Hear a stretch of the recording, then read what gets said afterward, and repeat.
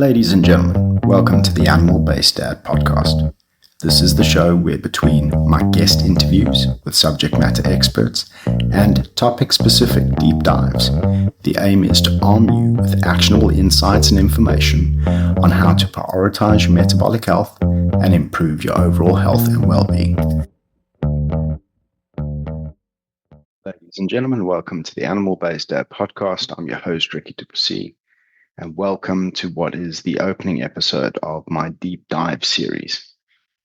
So for everyone's benefit, I've decided to split my podcast into two separate series. So on a Monday, I release what is my guest interview series, where I'm having unscripted conversations with subject matter experts, doctors, researchers, scientists, health coaches, nutritionists, professionals within the health and wellness space, in other words, and discussing with them what metabolic health means to them, the different angles and aspects that they have, their particular niche, and gleaning from them bits of information that you as the audience can take away and implement in your own lives. So an informative session, as it were, but at quite a high level. We don't really go into too much detail because there's only so much detail you can go into in an hour and a half worth of conversation.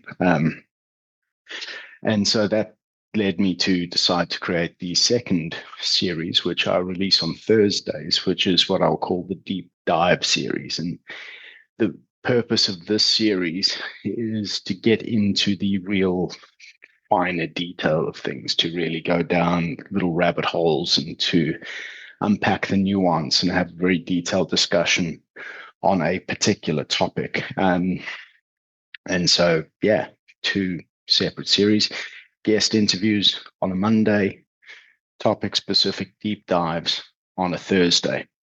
This is the opening episode of the topic-specific deep dives, and I've got some very good stuff lined up to come, and we'll get on to that in a minute. But I wanted to use the first episode to talk about my book, Conquering King's Stomach. I'd initially planned to do a short series, 3 or 4 episodes discussing the book, but the more I thought about that, the more I thought, you know what, one episode is probably enough to talk to you about why I've written the book, how I came to that decision, what my aim for the book is, what I want to achieve, and go into sort of what I've intended it for.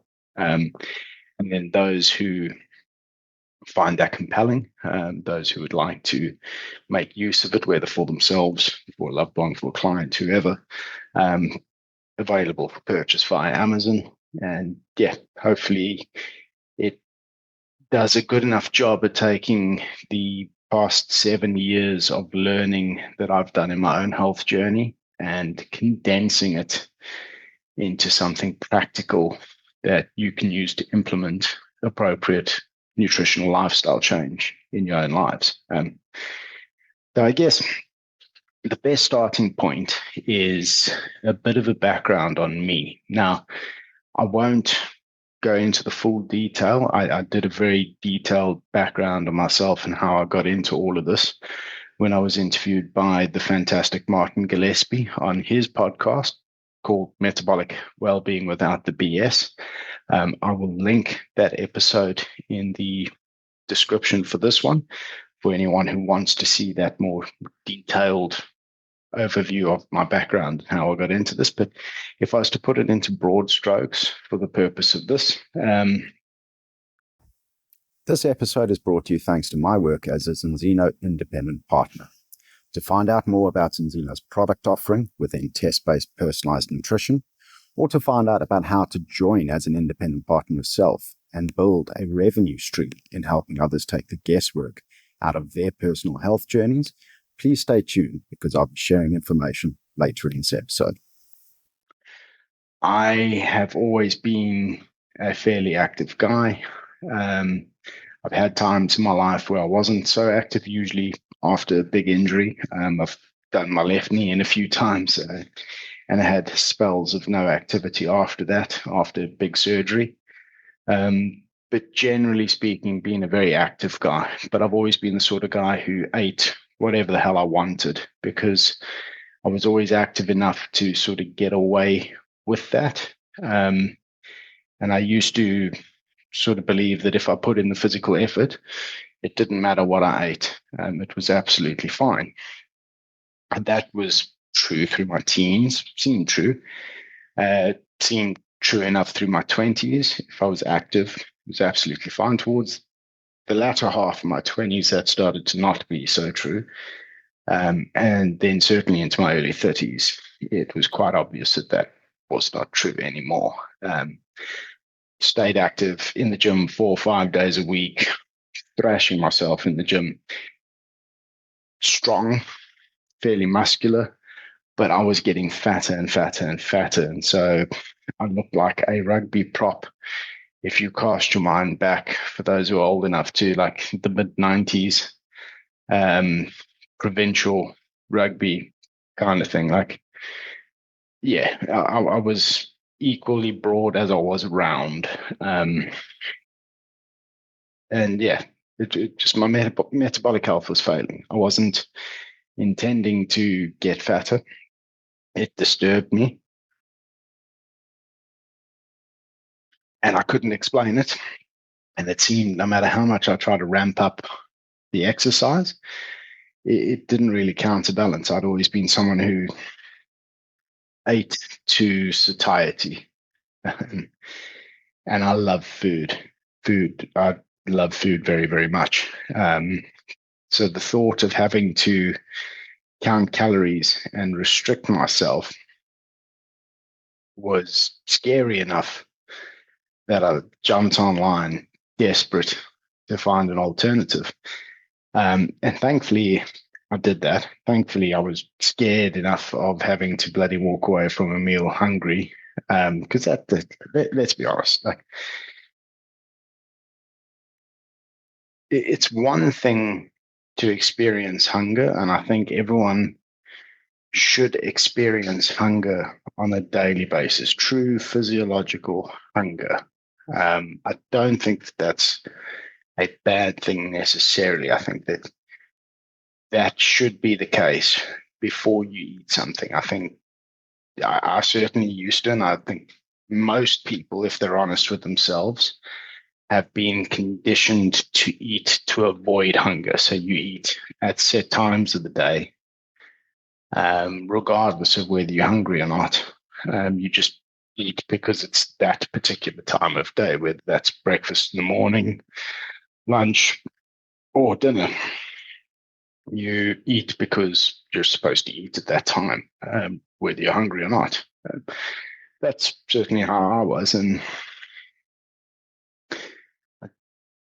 the thing that I didn't want to do was to eat, but have to stop myself before I felt satiated and to walk away from that meal, still feeling hungry, feeling unsatisfied, but walking away for the sake of remaining at or below a certain number.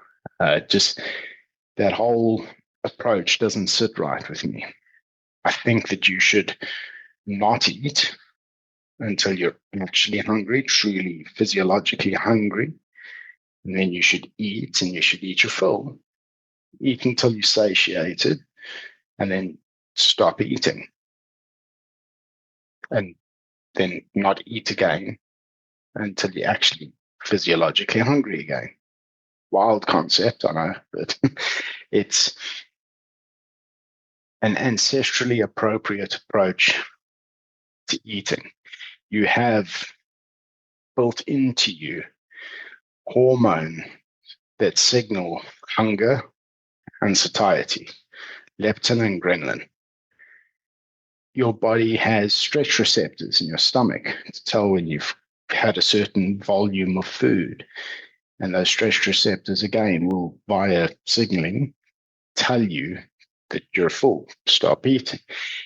You have these things built into you because you're supposed to not eat until your body's telling you you need to eat. And then you eat until your body tells you you've had enough. And then you stop. You were not designed, you're not adapted to sit and work out in a calculator how many calories you should be consuming. That's not how your body uses nutrition. Your body doesn't recognize a calorie. Your body doesn't use a calorie. Your body uses nutrition to derive energy and to sustain and fulfill chemical processes, cascades of chemical processes involved in the functioning of your cells. But we're going down a slight rabbit hole here, and I'll pull myself back and get myself back on track. So I was so scared and not willing to do the whole calories in, calories out thing that I started looking around, and I stumbled across the ketogenic diet. I'd never heard of it before, didn't know what it was about, but thought to myself in looking at the detail and looking at what was laid out in front of me, and thought to myself, you know what, that sounds good. I can try that. It's telling me I can eat fatty meats. I can eat until I'm full, and I have to just ditch the carbs. If I have to choose between my sort of macros, protein and fat are going to win every time. Like carbs, yeah, carbs are great. Carbs are tasty, all that, but they're certainly not good enough to warrant losing out on either protein or fat. So I decided to forego those, give a ketogenic diet a 3-month trial. And I settled on the 3-month number because I figured 90 days was a good enough period of time to see whether there's any real changes or not. From the bit of reading I'd done in convincing myself that I wanted to give the ketogenic diet a try, I had come across literature suggesting that there's a sort of 4 to 6 week window where people go through an adaptation phase. People talk about like keto flu and stuff like that, where you can feel a little bit horrid. So I was aware that there is this phase that you go through when your body adjusts from using carbs as a primary source of fuel to using fats as the primary source of fuel. And I didn't want to cut my experiment short within that period. I wanted to see it through, get to the other side, and give it another sort of 3 to 4 weeks to see what the changes would be. And so I did that. And this was around about April, May, I think, 2018. So a while back now. And it was absolutely phenomenal. Lost a lot of weight, but more importantly, I felt better than I'd felt in years. The difference it made to how I feel and how I function was astounding. Mental clarity, stable energy. My cravings started to subside. Now I'm a recovering alcoholic, so I know what addiction is. And I used to binge eat, and I still do. Like if I allow myself, let's use ice cream as an example. If I'm disciplined and then I come to the day and I go, you know what, stuff it. Like I'm just gonna, like today I'm gonna have ice cream. Like I can tell myself with every intention in the world that I'm going to have 2 or 3 scoops out of the tub of ice cream and limit myself to that. There's not a flipping hope, not a snowball's hope in hell. I will try that. I genuinely will. I'll try that. And it'll hit those dopamine feedback loops. And the compulsion that comes to have all the ice cream is akin to the compulsion I feel if I have an alcoholic beverage, that compulsion to have more because it feels great. Like you get that endorphin boost, that mood elevation, that lift. So you feel good for it. And that feedback loop in the brain, it's just like more. So I've had this all my life. And if I eat the wrong things, if I eat hyperpalatable confectionery, like sugary type stuff, man, that I'll go nuts and I will eat it all.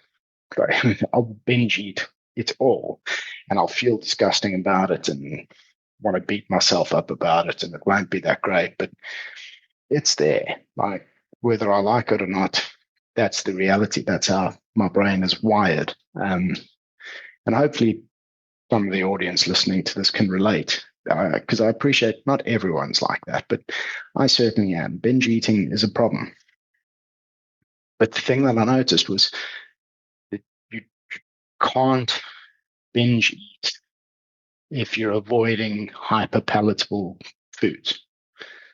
And that was profound to me. It really was, because I'm someone who's struggled with binge eating, never labeled it as binge eating. I was always hungry or had a big appetite, or so on and so forth. I'd always eaten like a horse, 3, 4, 5 times the portions of normal human being. um, and giving the ketogenic diet a try, changed quite dramatically, because something phenomenal happens when you eat food that isn't laced with stuff that bypasses your hunger and satiety hormone system. You can sit and eat. It's a simple experiment. Dr. Anthony Chaffee detailed this out the first time I heard it, so I gave it a try. Bang on the money. Dead easy to do. So I'll just explain the experiment, and you can do it for yourself at home if you like. Go out and buy yourself a kg to a kg and a half of ribeye steak. So a good amount of ribeye. If you think you walk into the supermarket, the average ribeye that's laid out there is maybe 340 grams, 350 grams. So if we're talking about a kg worth of ribeye, you're talking about a fair amount of ribeye. It's not a small amount of ribeye. It's significant. Get yourself that ribeye. Fast for a day. Don't eat breakfast. Don't eat lunch. Carry on about your day like normal. Build up a good amount of hunger for that evening. Like, be ravenous, in other words. Cook that ribeye. Fry it up in just butter with just a bit of salt. That's it. Right? Nothing else. No spice combinations, no rubs, no sauces, no nothing. Just butter, salt, ribeye. Bog standard. When you first bite into that ribeye, it'll be one of the most delicious things you've ever tasted in your life. It'll be absolutely scrumdiddlyumptious, and you will love it. You will savor every bite. It'll be beautiful. Remember, you fasted all day. You are probably physiologically hungry by that evening. And you're tucking into a gorgeous piece of meat with just a bit of butter and salt. Nothing there to adulterate it, nothing there to detract from the flavor of the meat itself. And it will be delicious. It'll be absolutely delectable. And you will eat and eat and eat. And there will come a point, and for everyone, it's going to be slightly different where that point hits, because it's going to depend on the size of you. It's going to depend on how active or inactive you've been. There's various factors that are going to determine when this point hits, but there will come a point where that stops tasting good. It physically stops tasting good. It starts to not taste that great. Nothing's changed with the steak. The steak is still the same steak. It's the same steak cooked in butter and salt that you were absolutely savoring 5 minutes ago. The thing that has changed is your body is now recognizing that you've had your fill, and it is releasing your satiety hormone. And that satiety hormone is telling you you've had enough, you need to stop. And the way it tells you that is you start to not enjoy what you're trying to shove down your throat. Now, you can choose to ignore that, and you can choose to continue muscling that steak down until your plate's clear. But it's going to be exactly that. You're going to be muscling that steak down. You're going to be hating every second of it. It's going to be a labor to try and force yourself to eat that. And you'll probably end up making yourself nauseous and sick anyway. Right? So the satiety hormone response is actually quite strong when you haven't laced the stuff with something that overrides that system. Easy way to demonstrate that that's exactly how it works is when you've hit that point and you're now trying to muscle that stuff down, right? Your satiety hormone is there and it's telling you you've had enough, you don't need anymore, right? This is no longer tasting good. Go get yourself a sauce now, whether you're a ketchup man, a brown sauce man, whatever the case may be. Go get yourself a hyper palatable sauce that usually means it's got a bit of sugar in it. Chuck the sauce on the steak. All of a sudden, you can eat a lot more with a lot less effort. Like suddenly, that's not hard to muscle down anymore. Suddenly, you have an appetite again. Suddenly, you can continue eating. The reason that is because that hyperpalatable sauce that you've just put on there is hitting a completely different hunger system in the brain. It's hitting your hedonic hunger system, which is a reward-based, a pleasure-based hunger system. And it's going, that is delicious. I want more of that. And so you completely override your what I'll call your physiological hunger, your hunger that is tied into your body's needs for energy and for essential nutrients. 2 minutes ago, when that steak was starting to not taste good, that was your body telling you, A, you've got enough energy, you don't need to eat more. B, you've got the essential nutrients that you need from that meal, you don't need to eat more. Now you're overriding that hunger system and you're getting into your hedonic hunger system, your binge eating hunger system, as I'll call it for the purposes of this conversation. And all of a sudden you can eat a lot more. That's how that system works. So for me, someone who has an issue with binge eating, if I eat something that triggers that hedonic hunger system, game over. I'll eat until there's nothing left. Like there will have to physically be nothing left before I'm able to sort of go, oh, fine, all right, I'll stop. If I try to force myself to stop and there's still some there, man, oh man, the compulsion to have more is, and look,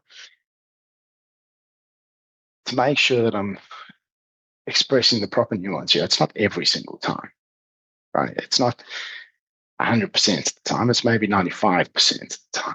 There are days where I can go, no, you know what, I'm not in the mood for that because I'm distracted with something else or something else is going on. But generally speaking, the overwhelming majority of the time, if it's hyperpalatable, I will smash it all. And that's a problem. But with the keto diet, that wasn't the case anymore. So I started to notice changes. I changed physically, but my behaviors changed. The way I viewed and used food changed. And it developed an absolute passion for wanting to learn about this. Why? Like I'm fairly analytically minded. I like to understand why things work. I don't like to just accept that's how it is. I want to understand why. Not with everything. It has to be something that interests me. But if it interests me, I want to understand the mechanisms of it. And so it led me down a voyage of discovery. And 7 years later, I published my first book on nutritional lifestyle change because I've come to the point of appreciating that it's not about diets. Diet in the traditional sense implies enforcing a restriction to meet a temporary goal or to achieve a temporary outcome. temporary because there's usually a time frame involved, and then going back to what was normal afterwards. So people who diet tend to yo-yo up and down with their weight. Through their periods of discipline, their weight will drop, and then through their periods of returning to normal, they'll pile all the weight back on again, and so they yo-yo up and down. And usually, what happens is over time, that results in metabolic dysfunction because they're actually damaging their body. So I've learned that it's not about diet, it's about lifestyle. And one of the things that I became acutely aware of in this whole journey was that the literature, remember that I'm quite analytically minded, so the science fascinates me. I want to understand the science. I want to learn the science. I want to unpack the science. I want to have a good idea about this. So I'm someone who goes looking for it. And the scientific literature on human nutrition is an absolute minefield of misinformation, disinformation, conflicting information. It's terrible, basically, completely and utterly terrible, confusing. And it's no wonder that the general population is as confused and bewildered by it as what we are. It's honestly, for example, it's common knowledge, as they say these days, that cancer causes red meat causes cancer. Apologies. Red meat causes cancer. Common knowledge, widely accepted. No, it doesn't. It actually genuinely does.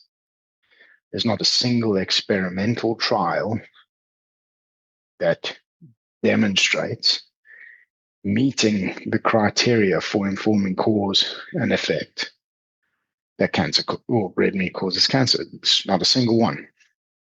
What we have is a literature of epidemiological studies, which are observational by nature. So, talking food questionnaires, you're talking observational stuff, asking people what they ate, assessing lifestyles, blah, blah, blah.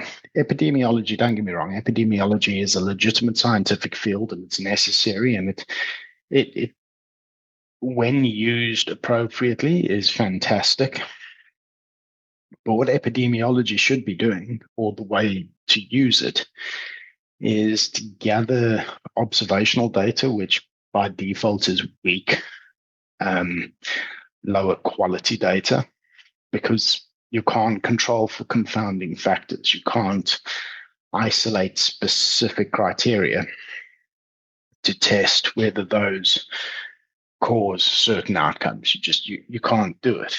You've always got confounding factors. You've always got things that interfere with and mean that you can't make cause and effect statements using epidemiology. No self-respecting scientist worth their salt will use epidemiology to inform cause and effect. What you do with epidemiology is inform hypotheses, which then need to be taken to experiment to be proven or disproven. That is the correct use of epidemiology. But we don't have that. What we have is ideologically driven institutes, groups, people who misrepresent epidemiology as being indicative of cause and effect. And there's a, forget the name of the phenomenon. But if you repeat something often enough, it starts to become accepted as truth, even though it's completely false. It's a weird phenomenon in human sort of culture. And I wish I could remember the name for it, but that's effectively what's happened here. We've had a very loud, very vocal minority misrepresent the epidemiology for long enough, and there's been enough repetition that it's been accepted now. And the general uninformed person in the public, the average Joe has heard that thing said so many times by people of supposed authority that they just accept it. But it's not true. And anyone who's actually paying attention will confirm, yeah, it's not true. Red meat does not cause cancer. Whole red meat do not cause cancer. In fact, whole red meats are one of the most nutrient-dense, bioavailable superfoods to the human digestive system. Let that sink in for a minute. Red meat, whole red meat, is a superfood. It's not just protein. It's not just fat. It's actually packed with micronutrients. It's packed with essential vitamins and essential minerals that we need. So, yeah, red meat doesn't cause cancer. That's my bold statement. And so figuring out how much of a minefield this literature is, and we're talking about years here. We're talking about years where I've done keto, I've experienced keto, and I'm understanding the benefits that it's giving to me, and I'm trying to now learn why that's happening, so that I can articulate it to others when they're asking, like, what's changed? What have you done? How have you done that? And I keep coming up against these like hurdles of information that contradicts the stuff that I'm learning, and more importantly, the stuff that I'm experiencing. So I'm experiencing the best health of my life, but I'm encountering epidemiological evidence suggesting that it's killing me. It's leading me down the path to type 2 diabetes, leading me down the path to heart disease and issues like that. And the two didn't sit well. So many years through this journey and figuring things out for myself, getting connected with the right sort of people, learning from practitioners who use this in clinical settings and with their own clients and patients, seeing evidence-based information, I settled on the notion that we don't look at nutrition the right way. What I mean by that is, I think the best way to look at nutrition is the way that we would treat animals. And let me explain that for a second. We divide animals into trophic levels, which is to say carnivore, herbivore, omnivore, etc. Hey everyone, I hope that you are enjoying the discussion so far. I apologize for interrupting the episode, but I just want to take a moment to talk to you about the work that I do with Zinzino. Zinzino are a brilliant Scandinavian biotech and life sciences firm. Their concept of test-based personalized nutrition is absolutely revolutionary, and they are the pioneers of test-based personalized nutrition. I use their products and solutions myself and my family. In fact, we use multiple of their products. And Zinzino has been instrumental in helping me identify that I was omega-3 deficient, horrendously so, and to get my omega-3 deficiency resolved. You see, their at-home tests give you the data and insights needed to inform your dietary strategy to see whether you have any key essential nutrient deficiencies or imbalances that need addressing. And where you do, they have targeted supplementation stacks that are personalized to you according to your age, sex, and body weight, which means they are most effective to get you back to optimal. This isn't about just avoiding deficiency. This is about getting you back to optimal, and that's a complete and utter game changer. So if you would like to know more, I have linked a short survey in the episode description. Complete the survey. It asks you some simple questions about your health goals and desires. It takes less than a minute to complete, And what I'll give you off the back of that is a personalized product recommendation out of Zinzino solution catalog, telling you which I think best suit your desires and needs and why. I'll then also personally reach out to you to see if there's any questions or queries that I can answer. Let me take the guesswork out of your health journey.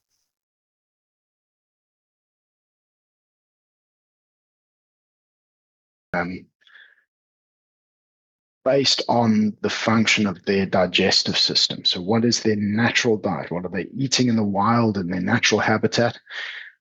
What does their digestive system cope with? What do they need to extract from their natural diet in order to thrive? Right?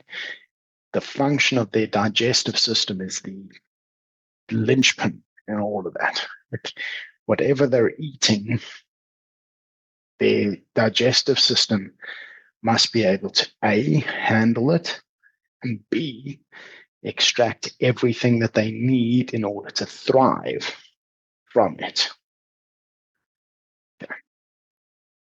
But we don't treat humans the same way.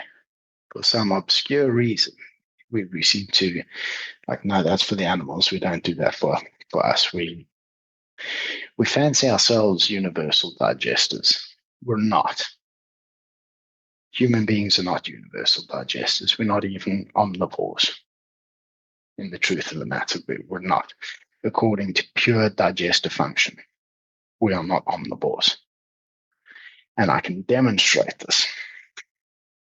If you were to go out into the wild, go get dropped in the middle of the wild somewhere, even if you had the knowledge, right?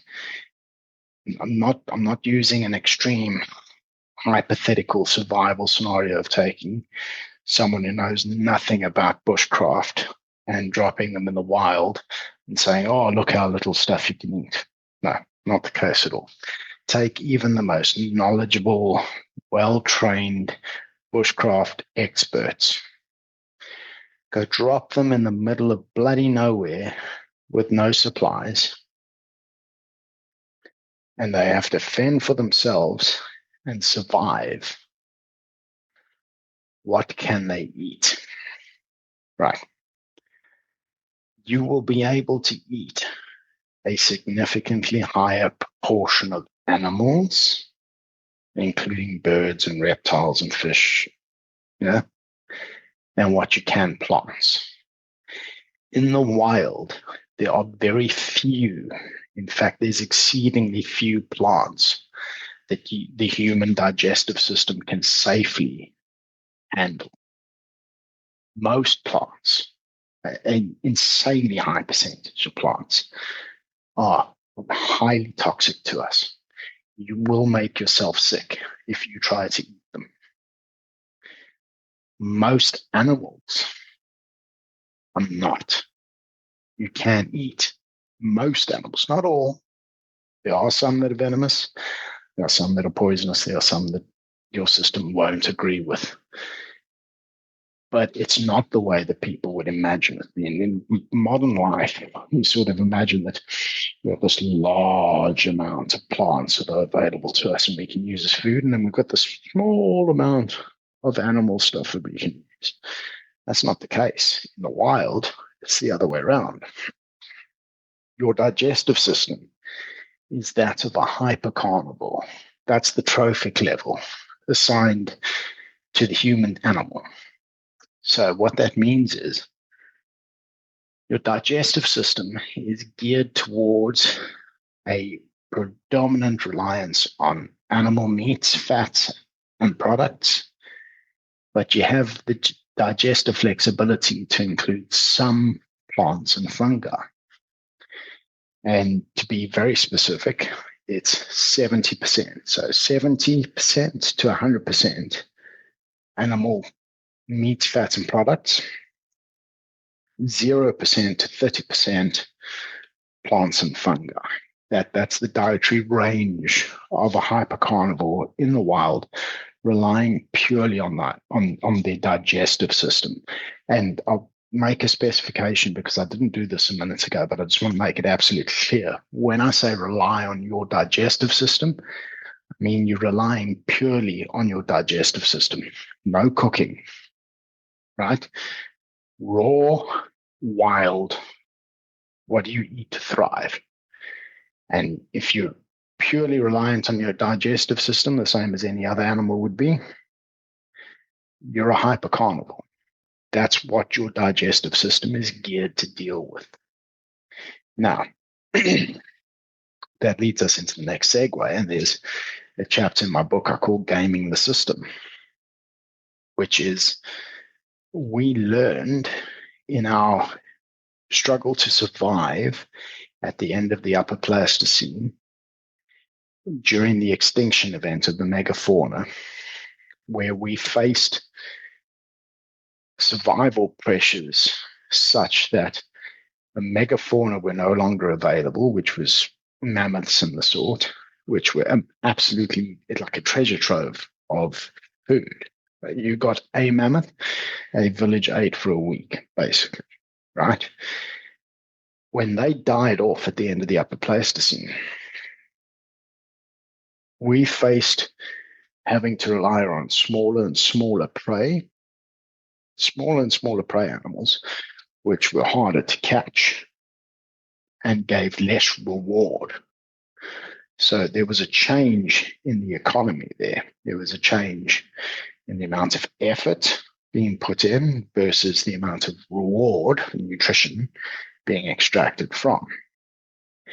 And we were forced to start to rely more and more on plants, and in fact, such that we turned to domesticating plants and animals because the hunter-gatherer approach was starting to become less and less sustainable, less and less achievable.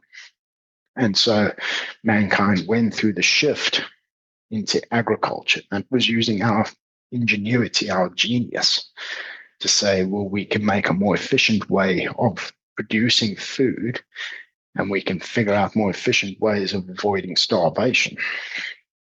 It was a starvation avoidance mechanism, a starvation avoidance tactic to turn to agriculture. It was not because it was more optimal for thriving. It was because it was becoming harder and harder to survive. So we needed to make a change. Agriculture didn't boom when the megafauna were around. When the hunter-gatherer approach was yielding everything we needed, there was no pressure to turn to agriculture. Agriculture was not the superior way of doing things. That all changed when what was available to us as food changed. And so we learned to domesticate animals and plants. We learned to breed them. We learned to genetically alter them through selective breeding, especially plants, to make them more and more palatable, to make them more and more suitable for use as a food. Great example of this: kale, broccoli, cauliflower. What's the other one? Brussels sprouts. And there's another one, kohlrabi. I can't pronounce it, but there's 5 plants that I've listed there that are all derivatives of the wild mustard plant. They do not exist in the wild. You will not find wild broccoli out in the mountains. It doesn't exist. Man engineered the wild mustard plant, bred it selectively to form these other plants. Cauliflower doesn't exist out in the wild, right? Kale does not exist out in the wild. Brussels sprouts do not exist out in the wild, right? These are man-made crops. We have bred a plant, an ancestor plant, and we have bred different lines out of it, different gene lines out of it, to create different foods for ourselves. Again, we've used our genius, our ingenuity to create something to help us avoid starvation. So we learned how to domesticate and to genetically alter food to make it more usable as food. We learned how to cook, right? We learned how to cook food. Now, we learned how to cook food before we started domesticating things, but the cooking is really the thing that helps us unlock the plant kingdom. Because if you think about it, say for fruit, pretty much all plants kind of need to be cooked before you can actually extract decent nutrition out of them. That's not true of meat. You cook meat to neutralize pathogens. It's very helpful. Cooking does that. You don't cook meat to make it inherently digestible. There's a fundamental difference there. Your body will digest that meat fine. Yes, you may encounter pathogens, and pathogens will make you sick. That's why we have savagely low stomach acid, low pH, very strong stomach acid. It's evolutionarily speaking, is to deal with pathogens.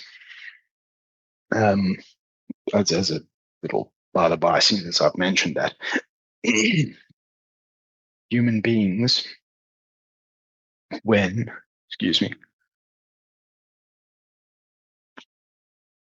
we're not interfering with ourselves, so we're not taking antacid tablets, we're not eating inappropriate things. So take a human being, fast that human being appropriately. The stomach acid level will be such that it is on par with vultures and other carrion animals, other scavenging animals, animals who rely on an extremely strong stomach acid to deal with pathogens because they're eating rotting meat. Right? That's how strong human stomach acid is, and that's worlds apart from every other omnivore and every other herbivore on the planet. Like completely different. So we have wildly strong stomach acid. We are made to eat meat. So your stomach acid should deal with the pathogens, but cooking is a good strategy to make sure that you've truly dealt with pathogens, because pathogens are nasty. And there's a evolutionary arms race on the go there between parasites and bacteria to sort of, they want to survive, we want to survive, and yeah. So cooking is a good idea to make meat safe to eat from a pathogen perspective, but meat is always inherently digestible. You'll digest and extract nutrition from that perfectly fine, raw. You don't have to cook it before you can digest it. Plants are a different story. The majority of plants have to be cooked, have to be appropriately processed before they're even digestible. Potatoes, beans, all the grains, in fact, cassava, leeks, like most vegetables have to be cooked before you can safely eat. Most, not all, but most have to be cooked first, because if you eat them raw, you do yourself a bit of a disservice. Like you're going to make yourself ill, and in extreme cases, you may even poison yourself. For example, potatoes, eaten raw or incorrectly prepared or stored, they build up a toxin called solanine, and solanine will kill you. In fact, fun little fact. Statistically speaking, potatoes kill more people per year globally than what sharks do.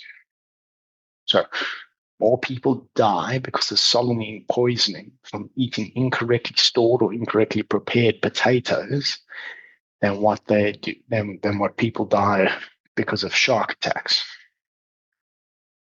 Ergo, potatoes are more dangerous than sharks. Not quite, but yeah, still. So we learned to game the system. We learned how to cook. We learned how to process. We learned how to domesticate. And we've used that and got to the point where those things are so ingrained in our culture that we think of them as the cornerstones of what our trophic level should be. We don't think of ourselves, we don't define our trophic level in terms of the function of our digestive system. So we've taken the things that we've learned to cheat, basically, and overcome limitations in our digestive system. And we're saying that we're omnivores or universal digesters because we've learned to do these things. But if we strip ourselves back to just our digestive system, well, we're obviously not. And I'm not convinced that trying to cheat your physiology, in other words, work around your digestive system, long term is a good strategy. And I think if you look around you in the world today, I think it can be safely said that it's not a good strategy. That's not working for the majority of people. The majority of people are now overweight or obese. The numbers of people that are facing metabolic dysfunction and chronic disease outcomes is skyrocketing. Chronic disease has become our top killers. Cancers, diabetes, heart disease, strokes. These are like right up there in the top of the top 5 killers. We're eating in a way which isn't physiologically appropriate. And it is my position that over the long term, over sustaining that over the long term, that starts to become detrimental. It builds up. Dr. Chafee again, I'll refer back to him. He describes it as building up a toxicity, which may explain, thinking along those lines, why in my teens, as long as I did the physical work, I could eat whatever I liked. In my 20s, largely the same. Towards the end of my 20s, that started to change. By the time I had my early 30s, it was quite obvious that wasn't the case anymore. I haven't changed necessarily what I eat. I was still active. But the build-up or the cumulative effect of a misaligned dietary approach had caught up with me. Not great. So this book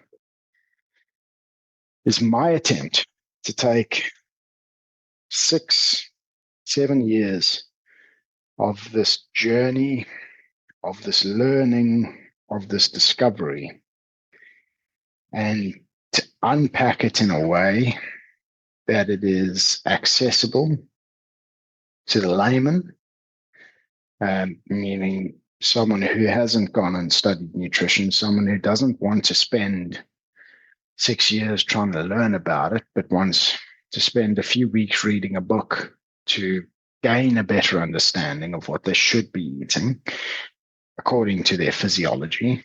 And then I also give a structured approach to dietary lifestyle change, because one of the things that I've learned is that human physiology does not do well with sharp, sudden, black and white, night and day type changes. For example, if you were to go from a standard Western diet, so I call it standard Western diet because it's not just a standard American diet. Our cousins across the Atlantic are not the only people facing this issue. It's a Western cultural problem. Standard Western diet filled with processed and ultra-processed garbage, just really not aligned physiologically with what your body needs.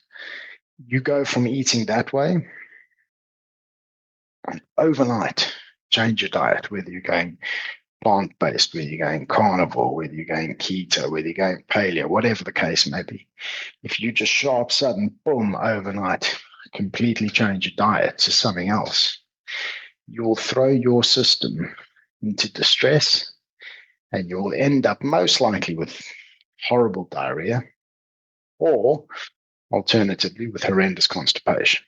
But you will end up with digestive distress and you will suffer for it. And your body will eventually adjust and come right. But you will do yourself a disservice and you will probably convince yourself because you feel so rotten that the particular way of eating that you've just given a try is obviously not for you. It doesn't work. And then you'll retreat back to your standard Western diet and your body will settle down because that's what it's used to. And that's not great. It's not that the diet was going to fail you. It's that you try to go in the deep end straight into the fire, as it were, right off the bat. And human physiology doesn't respond well to drastic overnight change. It just doesn't. It responds much better to incremental change. Small changes sustained over a long period of time that add up to be a big change, but it's the way you break it down and lay it out. And so what I did was I put together a 7-step formula to guide people from going from a standard Western diet across to a species appropriate diet, a hyper carnivore diet. And I settled on hyper carnivore because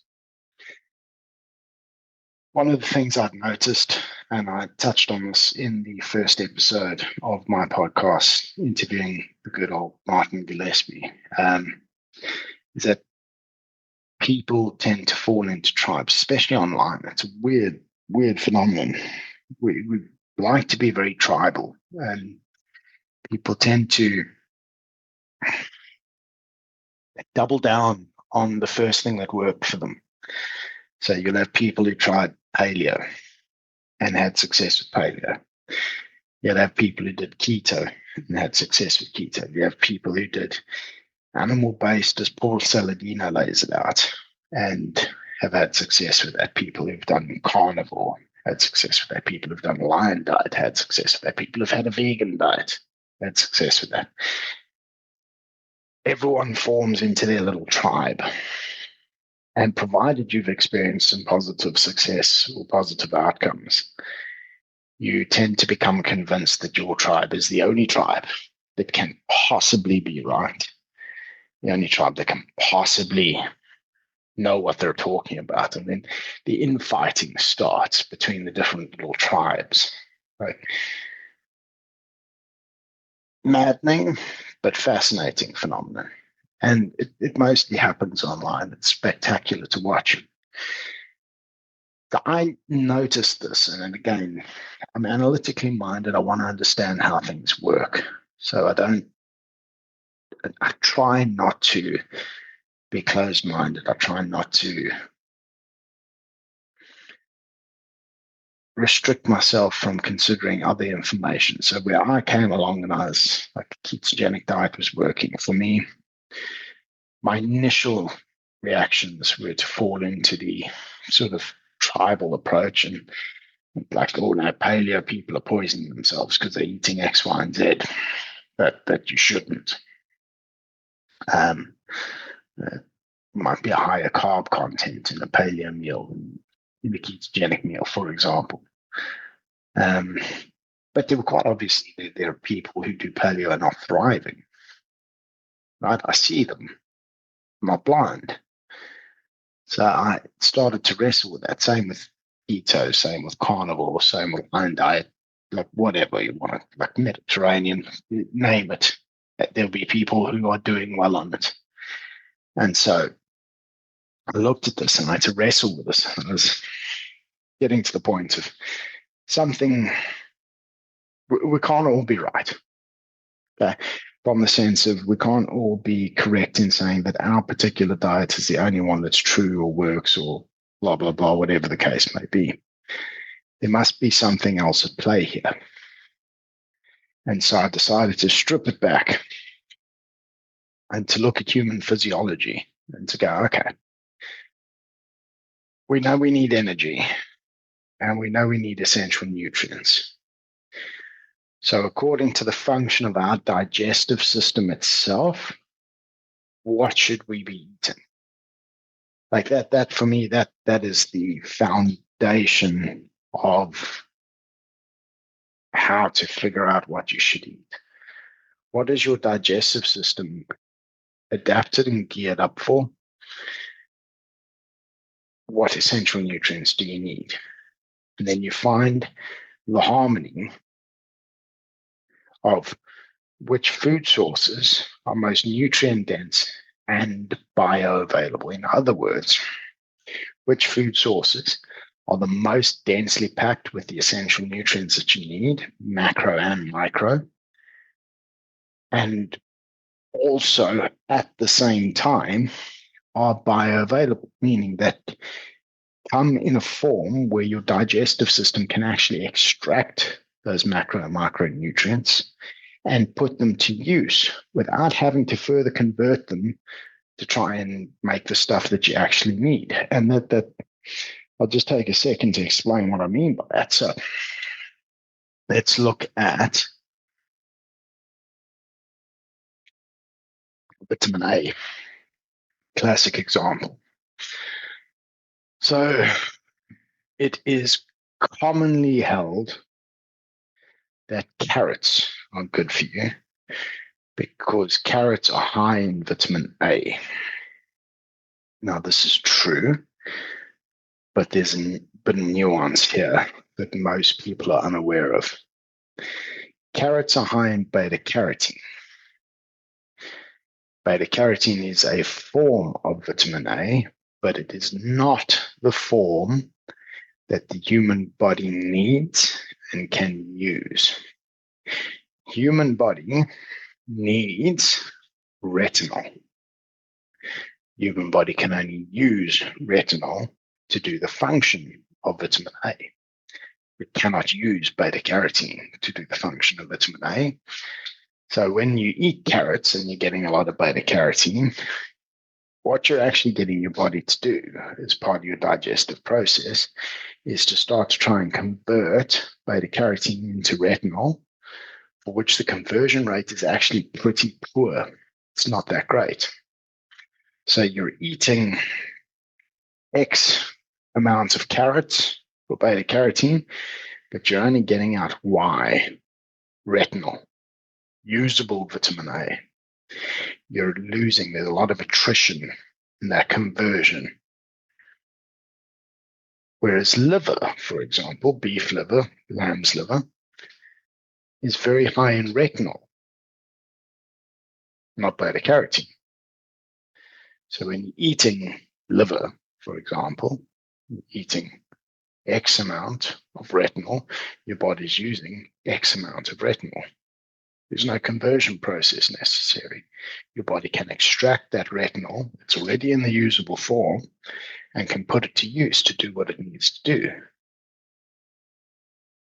So logically speaking, for me, I believe that the human diet, or the physiologically appropriate human diet, the one that is most likely to help us thrive, is the one which is nutrient dense, meaning packed with our essential nutrients.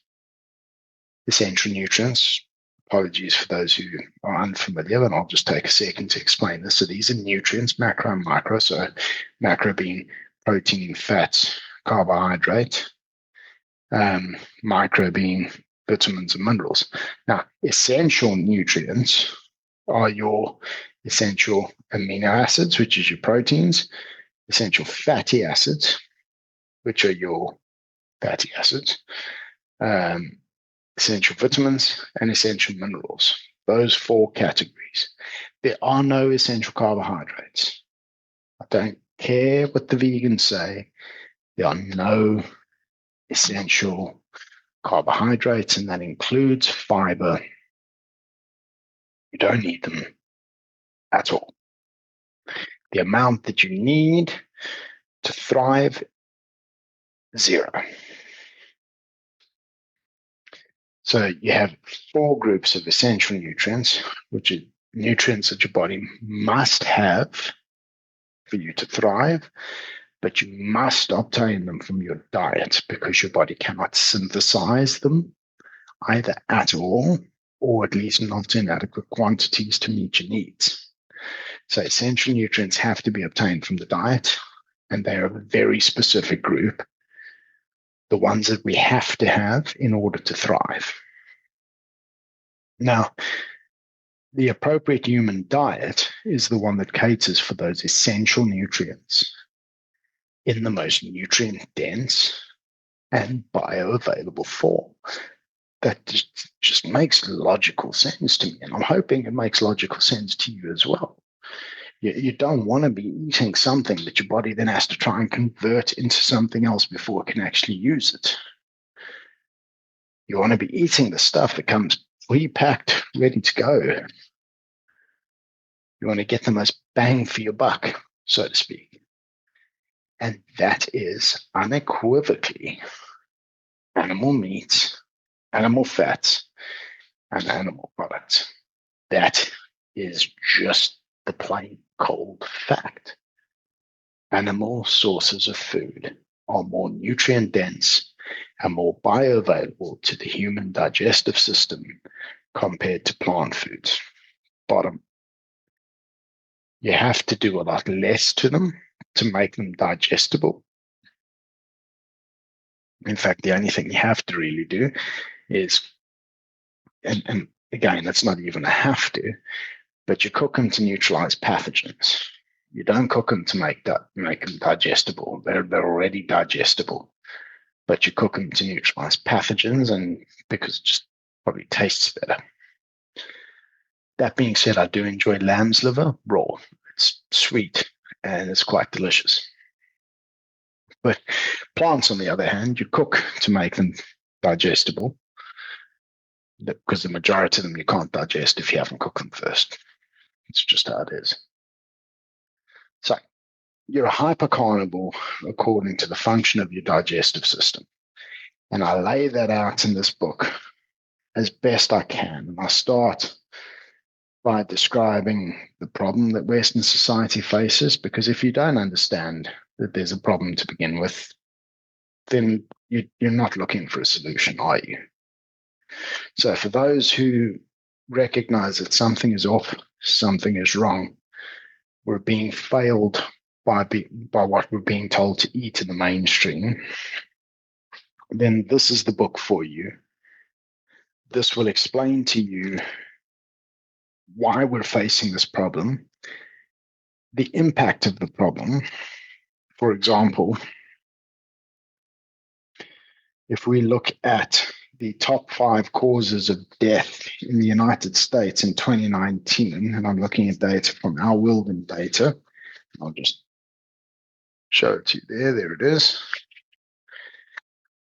The top cause of death was cardiovascular diseases, chronic disease, cancers, chronic disease, respiratory diseases. So, okay, there's an infectious disease. Dementia, chronic disease, digestive diseases, chronic disease. So 4 out of the top 5 chronic diseases, lifestyle diseases, preventable diseases. And that'll upset a few people, but I just want to add a very, very necessary bit of nuance there.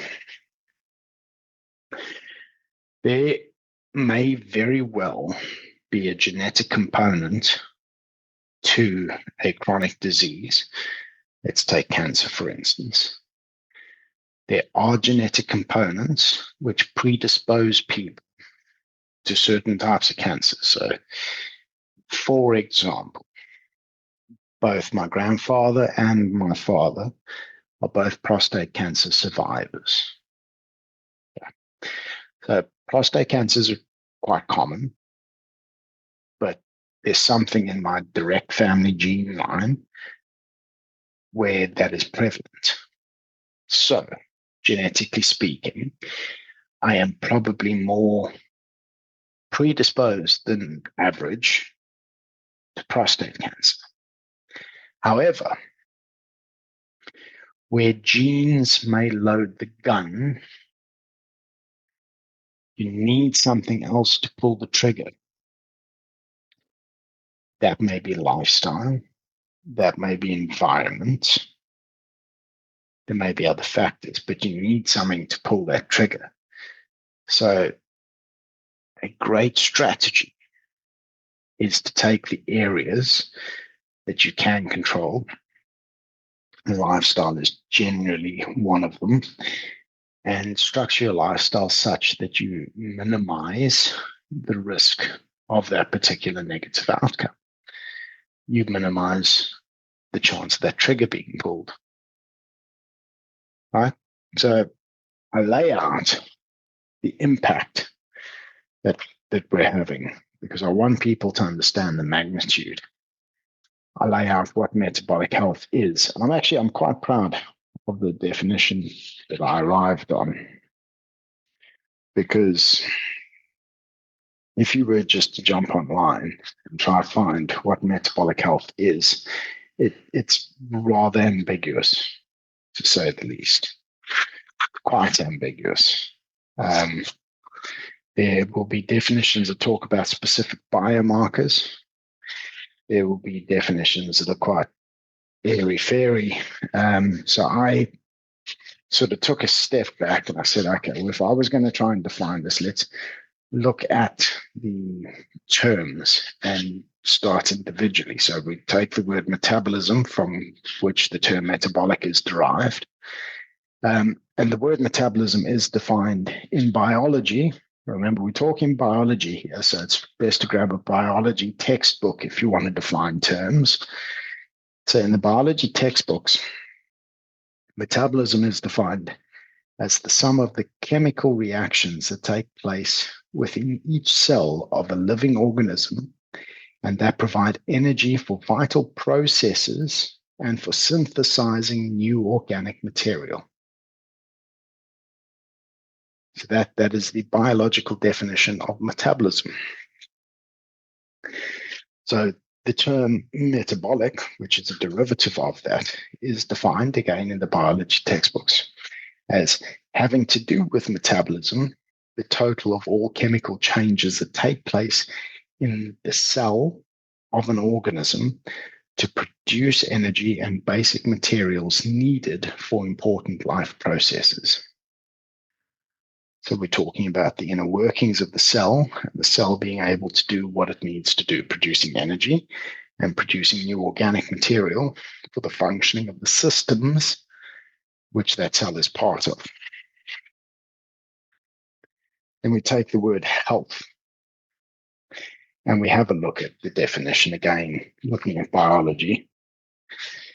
And the term health is defined in human beings as being the extent of an individual's continuing physical, emotional, mental, and social ability to cope with his or her environment. So I like that. I like that.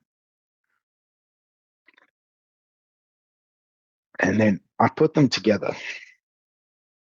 And so the way I define metabolic health and the way I'd like you to think about your metabolic health is it is your body's ability to generate and process the energy and basic organic materials needed to facilitate the proper functioning of your bodily systems as required for critical life processes which are essential not only to sustaining your life, but also enabling your continued physical, emotional, mental, and social ability to cope within your environment.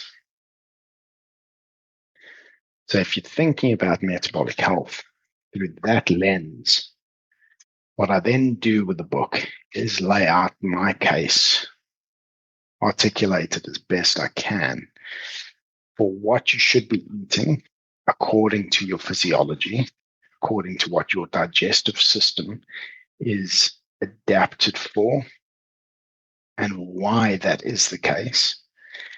And then I provide a framework, a 7-step framework to guide you through undertaking a nutritional lifestyle change, to take you from eating standard Western diet and shift you across to eating a species appropriate diet. And do it in incremental stages, sustainably, so that A, you're not overwhelming your system or yourself by trying to jump off the deep end and finding it's a bit too much and you're not coping well with it, and blah, blah, blah. And B, so that people can find their happy place along the way, those small incremental goals, small incremental victories along the way that over time add up to be big wins. That's the approach I've taken. So that's Conquering King's Stomach. Thank you for hearing me out. It is the first of many books to come. And I started with nutrition because nutrition is the thing that led me to start to experience and understand and appreciate metabolic health. But my understanding has grown. And I use the example of the tribes with their different nutritional leaning, and they're infighting. The other thing I've come to appreciate is that metabolic health is not just about nutrition. Nutrition is, in fact, one of 5 key inputs for metabolic health. And I define them as 5 because there's 5 that I believe are what you would call ancestrally appropriate, 5 lifestyle factors that have been with human beings since time immemorial. And these 5 are nutrition, very cornerstone of metabolic health.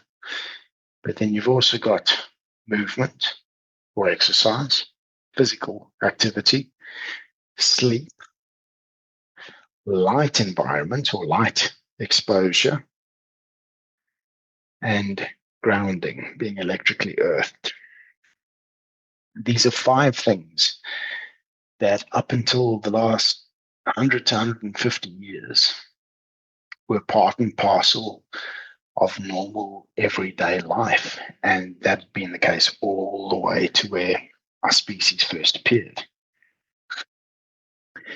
And they are so influential that we can actually measure how they work as triggers and modulators of cellular level activity within us.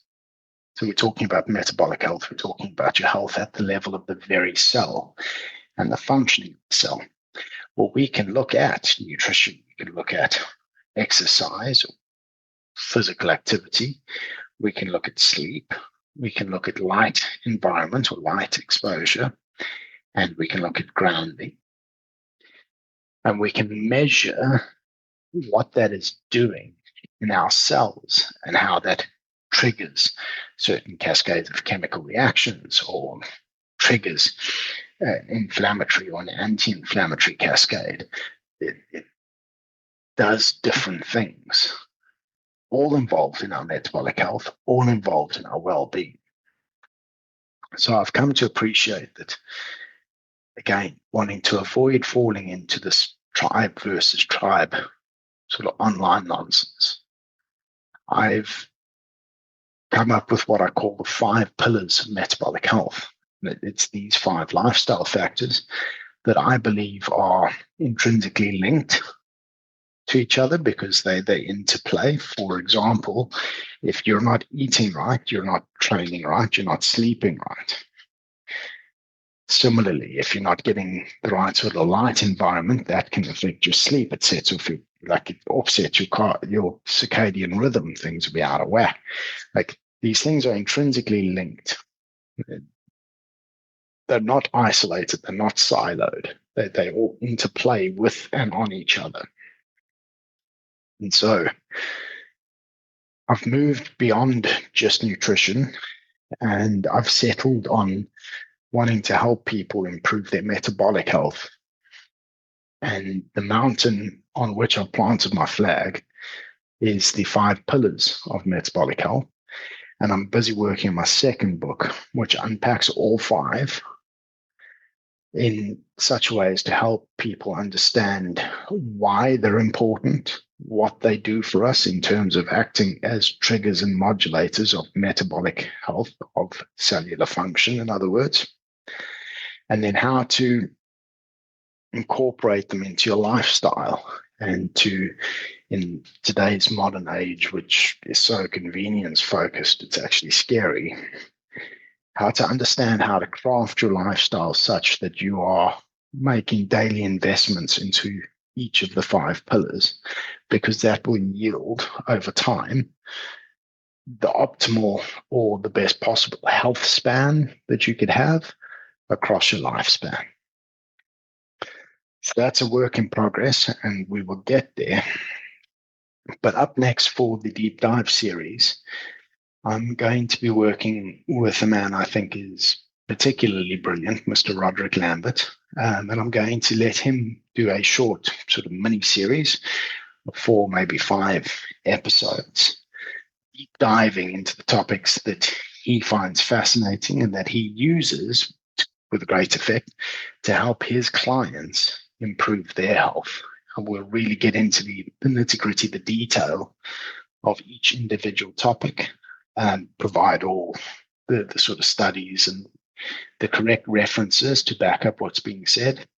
And I'm quite looking forward to recording and releasing that series with him. So please watch the space. It'll come out on Thursdays. So episode 1 with Roderick will come out next week, Thursday, which is going to be... Given you've made it this far into the episode, I can only assume that human metabolic health is a subject you find fascinating and engaging, and it resonates with you, and that's absolutely awesome because we're very much alike in that regard. And because of that, I want to take a moment to talk to you about potentially becoming a Zinzino independent partner in the same way that I have. You see, Zinzino have tremendous opportunities available for independent partners, meaning people who decide that they don't just want to be a customer, but instead want to use the concept of test-based personalized nutrition to benefit their own health, to take the guesswork out of their own health journeys in the same way that I have, but then to build that user story, to build that testimony of the differences that's made in our health journeys, and use that to market Zinzino's product, to market the concept of test-based personalized nutrition in the exact way that I'm busy doing right now, and bring on board other customers and other partners to grow the distribution network. And in doing so, you get handsomely rewarded through their compensation scheme, which is one of the best that I've seen in the industry.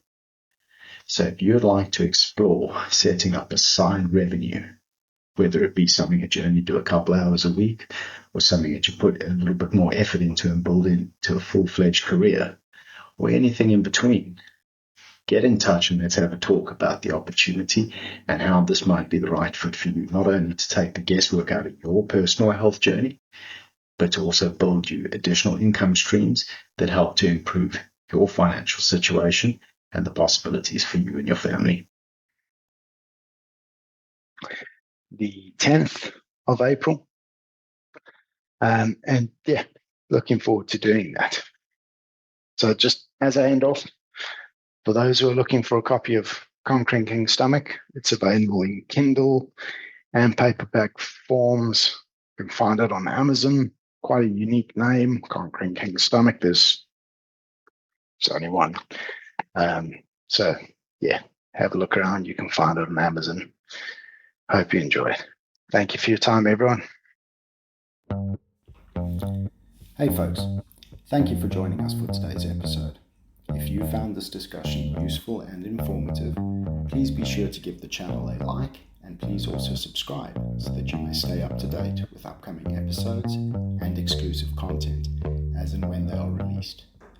Just a reminder that this podcast is made possible thanks to my work as a Zinzino independent partner and Zinzino's brilliant test-based personalized nutrition concept. If you feel like you would like to know more about Zinzino's product offering, or you are interested in potentially joining me as an independent partner yourself, you will find a survey linked in the episode description. Please feel free to complete this survey. It only takes a minute, and in return I will provide you with a personalized product recommendation, and I will also personally reach out to you to see if there's any questions or queries I can answer. Thanks again, and looking forward to having you back soon.